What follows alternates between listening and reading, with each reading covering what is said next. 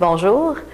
Alors aujourd'hui, j'ai eu le privilège de déposer une pétition à l'Assemblée nationale pour revendiquer, au nom de 4 922 personnes qui ont signé la pétition, que l'on puisse avoir des préposés aux bénéficiaires dans nos CHSLD, dans nos ressources intermédiaires et dans les résidences privées, des préposés aux bénéficiaires mieux formés et des préposés aux bénéficiaires qui ont le temps de s'occuper de nos aînés. Alors, j'étais très fière de déposer cette pétition et je veux remercier les deux auteurs, Mme Joanne Frigon et Mme Camille Martin, qui ont recueilli toutes ces signatures et elles ont fait un travail extraordinaire. Ce sont des femmes engagées, des femmes de cœur et je veux leur dire un gros merci.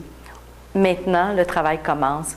Il faut que les conditions de travail des préposés aux bénéficiaires changent au Québec. Il faut qu'elles aient le temps d'écouter, d'accompagner et surtout de donner beaucoup d'amour à nos aînés qui en ont énormément besoin. Hier, j'ai déposé une pétition pour la famille Castillo. On se rappellera, en juin dernier, une famille de Chalaga-Maisonneuve, originaire du Mexique, qui était venue s'établir avec leurs 3 enfants, avait choisi notre quartier. Monsieur et Madame Castillo, tous les deux travaillaient, avaient appris le français. Leurs 3 enfants allaient dans nos écoles de Chalaga-Maisonneuve, soit Saint-Nom-de-Jésus et Saint-Jean-Baptiste-de-la-Salle.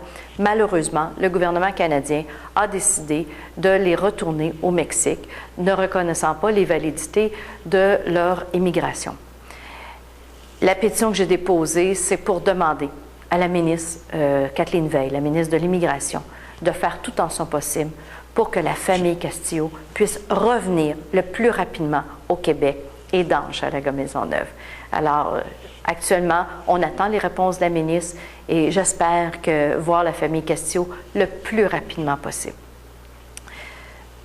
Cette semaine aussi, nous avons adopté 2 projets de loi pour les aînés. Le projet de loi 16, qui est venu resserrer les critères pour la certification des résidences pour aînés. C'est un gros changement. C'est un changement qui va faire en sorte que la sécurité, l'intégrité et aussi la responsabilité envers nos aînés est accrue. Et ça va faire en sorte que, dorénavant, on ne pourra plus faire comme il s'est passé à la résidence Monaco, décider que des personnes âgées doivent quitter comme ça, avec un délai de 3 mois, leur résidence, sans avoir de soutien. Il y a maintenant tout un mécanisme de prévu et je vais vous dire, nous avons fait un gros travail en commission parlementaire. Il y a eu beaucoup d'ouverture des 2 côtés et je pense que le projet de loi 16 est un projet de loi et la loi 16 maintenant est une loi qui est vraiment améliorée. On a aussi adopté le projet de loi 22 de la ministre Blais, qui était un projet de loi, vous vous rappelez, je vous avais dit que c'était une souris duquel elle avait accouché, mais le résultat final est un résultat intéressant. Maintenant, les gens qui décèdent n'auront plus à payer pour les repas qui suivaient leur décès pendant 3 mois. Alors ça, c'est fini. Alors ça aussi, je vous invite à regarder ce qui arrive avec la loi 22, qui est une très belle loi maintenant. On a travaillé aussi très fort et je vais vous dire, je suis très fière du travail que j'ai effectué. Écoutez, je vous invite au brunch de Noël que nous organisons le 11 décembre prochain. Brunch de Noël au coût de 25 $. Je vous invite en grand nombre. Notre invité est Gilles Réaume, ancien président de la Société Saint-Jean-Baptiste de Montréal, qui viendra nous parler de l'état du français à Montréal.